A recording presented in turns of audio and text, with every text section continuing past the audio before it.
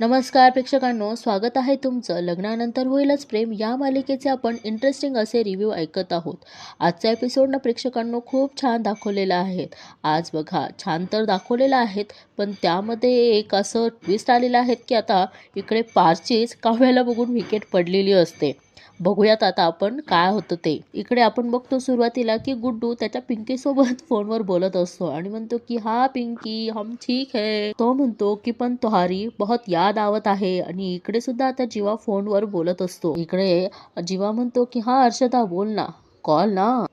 ती म्हणते की व्हिडिओ कॉल. मग जीवा म्हणतो की काय व्हिडिओ कॉल. तो म्हणतो की काय सांगतेस. इकडे जीवा म्हणतो की अगं पण मी ह्या आता पण ती काही बोललेली असेल म्हणून हा जीवा म्हणतो की ठीक आहे ठीक आहे. तो म्हणतो की मी करतो मॅनेज, चल चल, आणि बाय बाय म्हणून हा फोन ठेवतो. इकडे जीवाने फोन ठेवलेला असतो आणि म्हणतो की अरे यार, आता ह्या अवतारात व्हिडिओ कॉल कसं म्हणजे इकडे जीवा म्हणतो की अरे गुड्डू. गुड्डू म्हणतो की हा जीवा भैया. जीवा म्हणतो की पिंकी भाभीला आम्हाला नमस्कार बोल आणि लवकर ये वांग्या, ये पटकन. इकडे हा गुड्डू म्हणतो की पिंकी वो हमारा जीवा भैया है, हमको बुलावत आहे, हम बाद में बात करेंगे. आणि त्याला गुड्डू त्या पिंकीला फ्लाइंग किस देतो.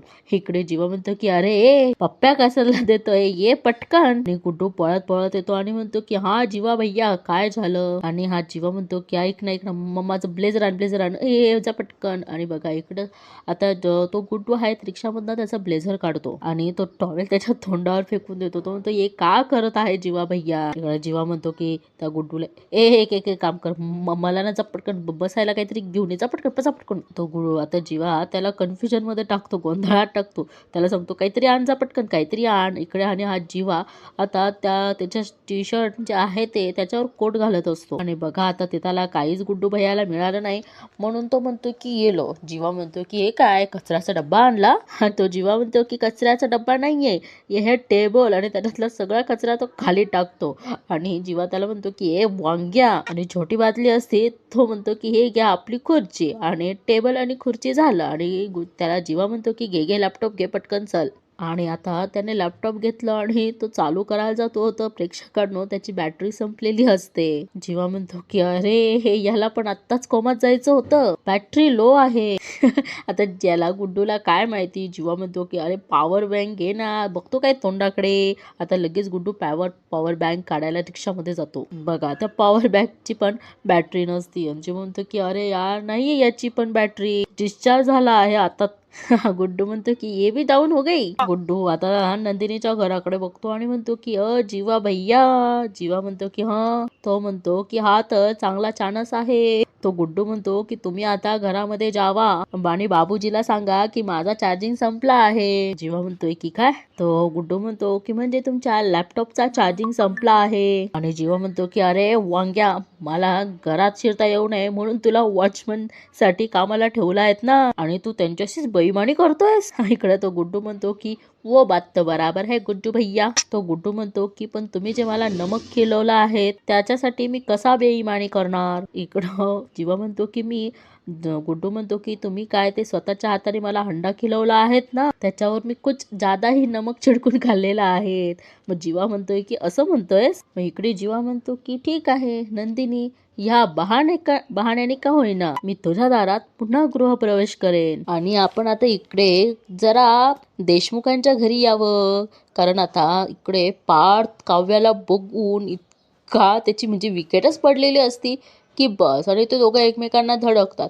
त्यामुळे पार्थच्या हातातले जे फाईल्स असते त्याच्यातले सगळे कागद इकडे तिकडे व्यस्त होतात.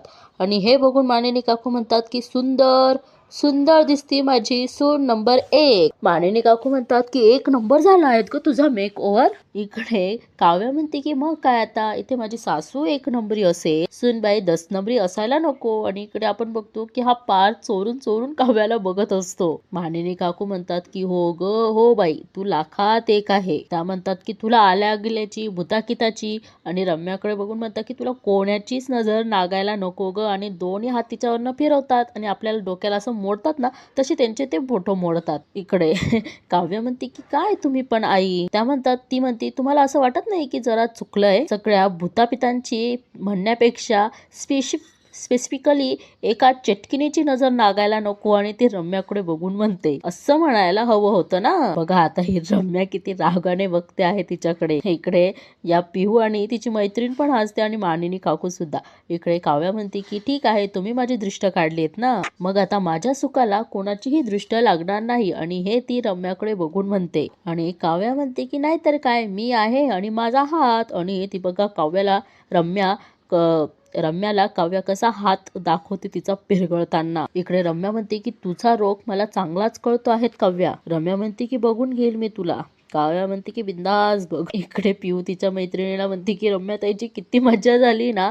तेवढ्यात मानिनी काकू तिला म्हणतात की ए मज्जा काय आली तुम्हाला, चला तुम्हाला प्रॅक्टिस करायची ना, जा जा तुम्ही प्रॅक्टिस करा, जा जा. इकडे आता पार्थ पण निघणारच. तेवढ्यात मानिनी काकू म्हणतात की पार्थ तू सांगितलंच नाही की कशी दिसते आहेस काव्या. आणि इकडे काव्या लाजते आणि पार्थ तिच्याकडे बघतो पण त्याला तो काही बोलत नाही. आणि पार्थ म्हणतो की यापेक्षा IASच्या अभ्यासाकडे लक्ष द्या. इकडे काव्या म्हणते की धनी तुम्ही माझ्याकडे लक्ष द्या ना, मग बघा माझ्या परीक्षेचा निकाल कसा लागतो ते. आणि बघा तेवढ्यात तिथे आशाताई येतात आणि म्हणतात तो पसारा, पेपरचा पसारा बघून म्हणतात की अय्यो हे पेपर कुठे टाकले, मी आत्ताच घर साफ केलं होतं. आणि इकडे पार्थ बोलणार. तेवढ्यात काव्या म्हणते की आशाताई धडकटिंग. इकडे पार्थ म्हणतो की काय पसारा केलाय, मलाच आवरावं लागेल. आणि बघा आता दोघेही खाली वागतात. तो जे काही कागद झाले ते गोळा करण्यासाठी आणि दोघांची जोरात अशी टक्कर होते. आणि बघा इकडे आता हे दोघेही हसतात आणि आशाताई म्हणतात की झालं आणि म्हणतात की धडक पोर आणि तिथनं निघून जाते. आणि इकडे काव्या काहीतरी बोलणार. तेवढ्यात पार्थ म्हणतो की 1 मिनिट आता शिंग येतील म्हणून परत धडक मारायला जाऊ नका हं. इकडे काव्या म्हणते की मी काहीच बोलले नाहीये देशमुख. काव्या म्हणते की पण सासूबाई माझ्या मनात काय आहे हे तुमच्या मुलाला बरोबर कळतं. आणि काव्या म्हणते की चला या, चला चला चला पुढे या. इकडे पार्थ मागे मागे चढतो आणि म्हणतो की मी येणार नाहीये. काव्या म्हणते की अरे, आणि काव्या म्हणते की सासूबाई कॅच हिम. आणि बघा इथं आता मानिनी काकू पार्थला पकडता. त्या म्हणतात की शिंग येतील रे पार्थ. आणि इकडे पार्थ म्हणतो की हे बघा काय करताय तुम्ही, मला सोडा. आणि काव्या म्हणते की धनी हा माझा डायलॉग आहे, चला चला चला. पार्थ म्हणतो की नाही. काव्या म्हणते की हे बघा देशमुख जेवढे दूर जाल तेवढं जवळ यायला लागेल देशमुख. पार्थ म्हणतो की म्हणजे, आणि इकडे ही काव्या चान्स मारते आणि बघा त्याला परत टक्कर देते, म्हणते की म्हणजे वाघाचे पंजे. बघा इकडे काव्या सुद्धा ना खूप हसते आणि इकडे मानिनी काकू सुद्धा हसून तिथनं निघून जातात. आणि काव्य सुद्धा हसून पण त्याच्या अंगावर तो पदर उडवून मात्र तिथून निघून जाते. आणि आपण आता इकडे बघूयात काय चाललं आहे ते. आता इकडे ही नंदिनी बहुतेक बाई नाही आहेत म्हणून घराची साफसफाई करते. आणि इकडे धनंजय बाबा फोनवर बोलतायत की म्हणताय मी आज ऑफिसला नाही येते, मी घरूनच काम करतो आहे. आणि तिला अशी साफसफाई करताना बघून म्हणतात की हे काय नंदिनी. नंदिनी म्हणते की ते म्हणतात की तू का करतेस हे काम. इकडे नंदिनी म्हणते की अहो आपल्या मावशींच्या पायाला लागलेत म्हणून म्हटलं की त्यांना कुठे त्रास देऊ. ते म्हणतात की म्हणूनच म्हटलं की आपणच करूया. इकडे धनंजय बाबा म्हणतात की मग तुझा तोल गेला तर तुला सांभाळणार कोण. तेवढ्यात शारदाताई तिथे येतात आणि म्हणतात की आपले जावई बापू आहेत ना सांभाळायला तिला. शारदाताई म्हणतात की नंदिनी पडली की ते सावरतील. आणि बाबा तोंडातल्या तोंडात म्हणतात की शारदा.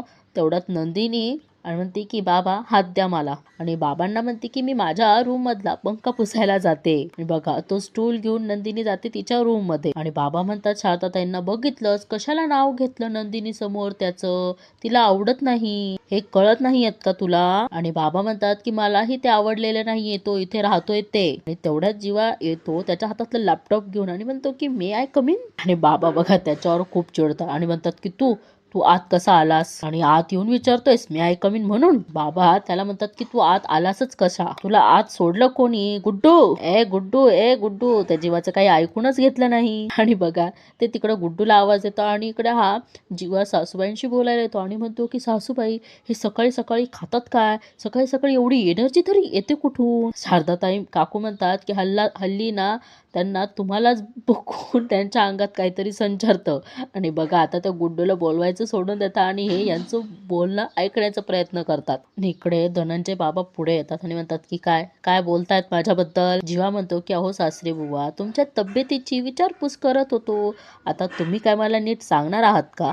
आणि इकडेच शारदा काकू म्हणतात की बरं जावई बापू त्यांचं राहू द्या, मला सांगा तुम्हाला काय हवंय. आणि तेवढ्यात जीवा म्हणतो की माझ्या लॅपटॉपची चार्जिंग संपली आहे. तो बाबा म्हणतात की एरवी कुठे लावतात चार्जिंगला.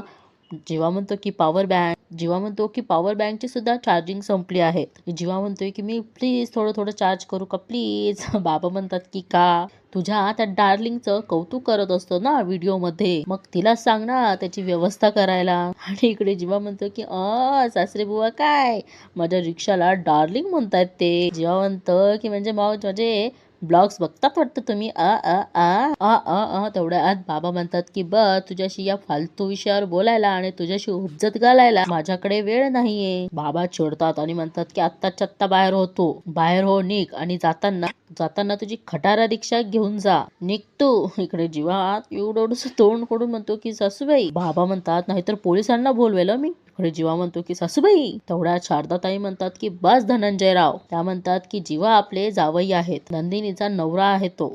इथं आता शारदा काकू म्हणतात की नंदिनी जशी तुमची लेक आहेत ना, तशी ती माझी सुद्धा लेक आहेत. शारदा काकू म्हणतात की तिच्या आयुष्यातले सगळेच निर्णय तुम्ही एकटे नाही घेऊ शकत. शारदा काकू म्हणतात की तिच्या लग्नाचा निर्णय हा तुमचा होता, आणि त्या म्हणतात की हे लग्न टिकवण्याचा निर्णय माझा आहे. ते म्हणतात की जेव्हा जीवाला कसली गरज पडेल ना, तेव्हा ते घरात येतील. आणि इकडे शारदा काकू त्यांना सांगतात की तुम्ही चिडणार नाही आहात, पण बाबा म्हणतात की उगाच त्याची ढाल बनू नको, शांत बस. इकडे शारदा काकू पण म्हणतात की नाही राहणार. इथे शारदा काकू म्हणतात की आणि तुम्हाला माझं ऐकावंच लागेल. इकडे शारदा काकू म्हणतात नाहीतर त्या म्हणतात की नाहीतर मी घर सोडून जाईल. इकडे आता बाबा बी नमून जातात आणि म्हणतात की शारदा काय बोलतीये. आणि बाबा म्हणतात ठीक आहे, तुम्हाला काय करायचं ते करा. बाबा म्हणतात की मी बाहेर जाऊन येतो. आणि बघा म्हणजे बाबांची ही परमिशन आहे असं समजायला हरकत नाही. आता बाबा तिथनं निघून जातात. इकडे आता हा जीवा सासूबाईंना पार लोटांगण घालतो आणि म्हणतो की सासूबाई क्या बात आहे सासूबाई. आणि जीवा म्हणतो की तुम्ही तर डायरेक्ट ब्रह्मास्त्र काढलो बाहेर. काय बोललात. हा जीवा म्हणतो की तुम्ही या बायका घर सोडून जाईल ना हे असं काही बोलतात ना, एवढा गोड दिसतात तो, म्हणजे नवरे नाहीच म्हणू शकत नाही. हा हा हा हा असा हसतो. आणि तो परत त्याचं हसणं म्हणजे परत नाराज होतो. इकडे जीवा म्हणतो की माझी नंदिनी, तिने फक्त धमकीच नाही दिली हो, ती खरंच घर सोडून माहेरी निघून आली. इकडे शारदा काकू म्हणतात की संसाराला खूप वर्ष झालीत ना, ही धमकी फारशी काही काम करेनाशी होते, कारण नवऱ्यांनाही माहिती असतं आम्ही कुठेही जाणार नाही. पण संसार जेव्हा नवा नवा असतो ना, तेव्हा दोन्हीकडे धार असते, म्हणजे एक घाव दोन तुकडे व्हायला वेळ लागणार नाही इतकी धार. शारदा काकू म्हणतात की मग आपली धार कमी करून कोणीतरी माघार घ्यावीच लागते. आणि शारदा काकू म्हणतात की तुम्ही घेतली आणि इथेच अर्धी लढाई जिंकण्याची शक्यता झाली. इकडे जीवा म्हणतो की हो ना, नाही पण करेक्ट आहे. तुम्ही जरी याला युद्ध म्हणत असला, जीवा म्हणतो की मी याला प्रेम म्हणतो, कारण कोणीतरी म्हटलंच आहे युद्धात आणि प्रेमात सगळं काही माफ असतं. इकडे आज जीवा म्हणतो की मी हे जे प्रेमाचं युद्ध जिच्यासाठी लढतो आहे, ती माझी राणी आहे कुठे. आणि शारदा काकू म्हणतात की वर आहे. मग जीवा म्हणतोय की जाऊ म्हणताय. शारदा काकू म्हणतात की हो. आणि तो म्हणतो की ये. तेवढ्या शारदा काकू म्हणतात की द्या. बघा ते लॅपटॉप आणि ते त्यांच्या हातात सोपवतो आणि जीवा जातो नंदिनीच्या रूम मध्ये. आणि इकडे रम्या बघा आता काव्या तिला जे काही बोलली त्याची ती इथं चिडचिड संताप करत असते. तेवढ्यात वसुआत्या तिथे येतात आणि म्हणतात की रम्या, काव्याला काय एवढी सिरियस घेतेस तू. ती पार्थ समोर साडी नेसून नाचली, मग लगेच तू इन्सिक्युअर झालीस. आणि वसुआत्या म्हणतात की एक काम कर, माझी पैठणी नेस आणि दे टफ तिला. इकडे रम्या म्हणती काय हळदी कुंकवाचा कार्यक्रम आहे का, तरी थोडासा सिरियसनेस आहेत का गाई. ती काव्या त्याला पटवण्याचा, त्याला आपलं करण्याचा एकही चान्स सोडत नाहीये. इकडे रम्या म्हणते की ती पहिल्यांदा बॅग भरून घरात आली, नंतर काय तो फडतूस बोका घेऊन आली, आणि आता काय स्वतः तयार होऊन त्या पारच्या समोर फिरते. रम्या म्हणते की अगं मग अशाने या दोघांचं परत जुळेल. वसुआत्या रम्याला म्हणतात की अगं किती हायपर होतेस तू रम्या. वसुआत्या म्हणतात की मला एक सांग, काव्य हे सगळं करते, पार तिला पॉझिटिव्ह रिॲक्ट होतो आहेत का. रम्या म्हणते अगं पॉझिटिव्हली रिॲक्ट होत नाहीयेत, वसू आत्या म्हणतात की मग रम्या म्हणते की निगेटिव्ह पण रिॲक्ट होत नाहीये. रम्या म्हणते तुला माहिती का तिने विचारलं मी कशी दिसते आणि त्याच्यावर तो तिच्याकडे ठोक लावून बघत उभा होता. रम्या म्हणते की त्याने पटकन नाही म्हणायला हवत ना. इकडे वसू आत्या म्हणतात की रम्या मला पटतंय की आता तुझ्या मनासारखं काहीच होत नाहीये, पण बाळा यापुढे सगळं तुझ्याच मनासारखं होणार आहे. आणि इकडे वसू आत्या रम्याला दिलासा देतात आणि म्हणतात की गुरुजी काय म्हणाले होते हे विसरलीस का तू. आणि इकडे आता रम्याला आठवतं की आपण त्यांना विचारलं होतं की गुरुजी तुम्हाला फ्युचर दिसतं ना. मग रम्या त्यांना विचारते की तुम्हाला असं दिसतं का की समोर होम हवन सुरू आहे, मी आणि पार्थ आजूबाजूला बसलो आहे, त्याच्या नावात माझ्या नाव त्याच्या म्हणजे माझ्या नावाचं मंगळसूत्र त्याच्या मंगळसूत्र आहे, असं काही होईल का गुरुजी. इकडे ते गुरुजी म्हणतात की होय तसंच होणार आहेत. आणि इकडे बघा आता हे आठवल्यावर हिच्या मनात लड्डू फुटायला सुरू होतात. वसू आत्या म्हणतात की रम्या गुरुजींचं भाग्य कधीच खोटं ठरत नाही. त्या म्हणतात की मग काय त्या काव्याला कितीही साडी नेसून नाचायचं असेल ना तर नाचू दे, या घरामध्ये आता तुझ्याच लग्नाची सनई वाजणार आहेत एवढं मात्र नक्की. आता बघा ही रम्या परत आता जोमात उठते आणि म्हणते की सनई वाजल तेव्हा वाजल आई. आणि रम्या म्हणते की आता मी त्या काव्याचा बँड वाजवणार आहे. तिच्या ह्या कॉन्फिडन्सला असं तोंडावर पाडेल ना, तिला मदतीचा हात जरी मिळालात ना तरीही ती उठू शकणार नाही. रम्या म्हणते की काय म्हणाली होती, माझ्या सुखाला नजर लागू शकत नाही, सुखच हिरावून घेते मी. तेवढ्यात वसू आत्या म्हणतात की एक मिनिट रम्या, नक्की काय करणार आहेस तू. रम्या म्हणते की आता मी जे काही करणार आहेत ना आई, जी काव्या हे सगळे प्रयत्न करते आहे ना ते थांबवेल आणि बॅग भरून ती परत निघून जाईल. तेवढ्यात वसू आत्या म्हणतात की म्हणजे आता रम्या माहित नाही प्रेक्षकांना काय करणार आहे ते. तिच्या आईला म्हणते की जस्ट वेट अँड वॉच. आणि इकडे आता ही नंदिनी आहेत ना तिच्या रूम मधला फॅन पुसत असते आणि तेवढ्यात जीवावरती येतो. अलगद दरवाजा उघडतो, बघतो तर काय नंदिनी फॅन पुसत असते आणि तिच्याकडे असं चक लावून बघत असतो. आणि नंदिनीला असं वाटतं की बाबा आलेत म्हणून ती म्हणते की बाबा बाबा काही हवं आहेत का तुम्हाला. इकडे आता जीवा बाबांचा आवाज काढतो आणि म्हणतो की मला काही नकोय, तू तुझं काम सुरू ठेव. ते म्हणतात की आणि हो त्या जीवाकडे अजिबात लक्ष देऊ नकोस, तो अतिशय वाईट आणि विकृत मुलगा आहे.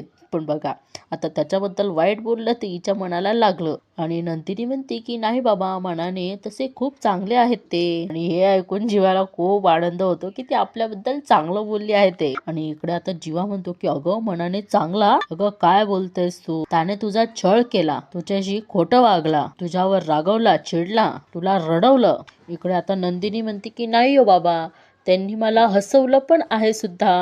आणि आता इकडे ही नंदिनी म्हणते की हा कधी कधी दुखावलंय. आणि आता जीवा त्याच्या आवाजात बोलतो की अगं कधी कधी दुखावलंय म्हणून तर तुला सॉरी म्हणायला आलो आहेत ना. आणि बघा म्हणून ही नंदिनी मागे वळून बघते तर काय जीवा मागे फिरतो आणि त्याच्याकडनं ते फॅनचं बटन ऑन होतं. आणि बघा आता इकडे नंदिनी खूप घाबरते आणि घाबरल्यामुळे ती म्हणते की जीवा आणि त्या स्टूलवरनं पडणारच. तेवढ्यात तिला जीवा पकडतो आणि गोल गोल गोल गोल फिरवतो. नंदिनी म्हणते की हे काय करताय तुम्ही. तो म्हणतोय की हे काय करताय तुम्ही. आणि इथे आता दोघं एकमेकांमध्ये गुंगून जातात आणि या मालिकेचं आपल्याला टायटल सॉन्ग ऐकायला मिळतं, लग्नानंतर होईलच प्रेम. आणि तेवढ्यात आता बघा यांचं चालू राहतं. तेवढ्यात तिथे शारदा काकू येतात आणि म्हणतात की ए नंदिनी.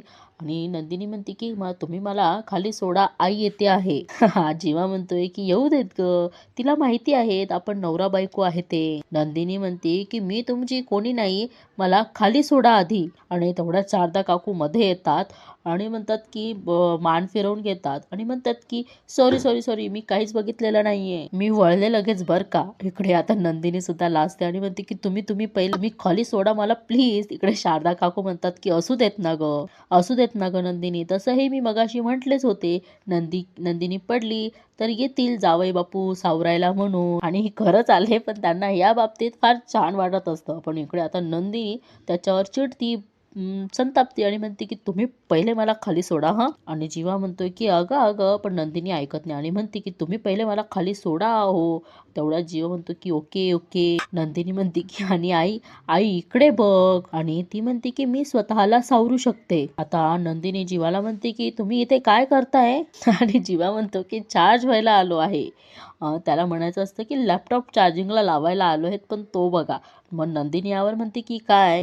जीवा म्हणतो की अगं नाही अगं लॅपटॉपचं चार्जिंग संपलं होतं म्हणून ते लावायला आलो होतो. नंदिनी म्हणते की तुम्ही आधी बाहेर व्हा. जीवा म्हणतो की अरे, आणि बघा इकडं नंदिनी आता जीवाला बाहेर काढते आणि म्हणते की तुम्ही आधी बाहेर व्हा, तुम्ही आधी बाहेर व्हा. आणि बघा ती काही ऐकून घेत नाही शारदा काकूंचं. शारदा काकू म्हणतात की नंदिनी अगं, पण नंदिनी म्हणते की तुम्ही आधी बाहेर व्हा, बाहेर व्हा. पण शारदा काकूंचं ती ऐकत नाही आणि जीवाला बाहेर काढते. आणि इकडे बघा आता पहार त्यांना काम करत असतो आणि गालातल्या गालात हसत देखील असतो. त्याला हे काव्याचं नवीन रूप खूप आवडलेलं दिसतं आहेत प्रेक्षकांनो, कारण काम करता करता सुद्धा त्याला समोर नवीन रूपात आलेली काव्या दिसत असते. आणि बघा ती नवीन रूपातली काव्या तर दिसते पण त्यानंतर देखील त्याला जीवा आणि काव्याचे ते फोटो सुद्धा आठवतात. सगळ्यात जास्त तो फोटो त्या दोघांनाही त्रास देत असतो, म्हणजे कोणाला, पार्थला आणि नंदिनीला. जे एकमेकांना किस करताना जो फोटो काढलेला आहेत ना, हा फोटो पार्थला आणि नंदिनीला खूप म्हणजे खूप त्रास देत असतो. इकडे पार्थ मनोमन म्हणतो की त्या गोष्टीचा शोध अर्धवटच राहिला आहे. जीवा काव्याने त्यांचे पर्सनल फोटो कुठे ठेवले होते. जर इकडे पार्थ म्हणतो की फॉर एक्झाम्पल हे मांडलं की रम्या आणि वसु आत्याने हे केलं असेल तर त्यांना ह्या गोष्टी मिळाल्या तरी कुठून. इकडे पार्थ म्हणतो की ही अशी गोष्ट आहे की मी सरळ सरळ जीवाला किंवा काव्याला सुद्धा विचारू शकत नाही, मलाच ऑकवर्ड वाटतंय. तेवढ्यात तिथे मानिनी काकू येतात आणि मानिनी काकू तिकडे येतात तेव्हा पार्थ काहीतरी विचारत असतो म्हणून मानिनी काकू म्हणतात की काय रे पार्थ. त्या म्हणतात की अजूनही स्वतःच्याच विचार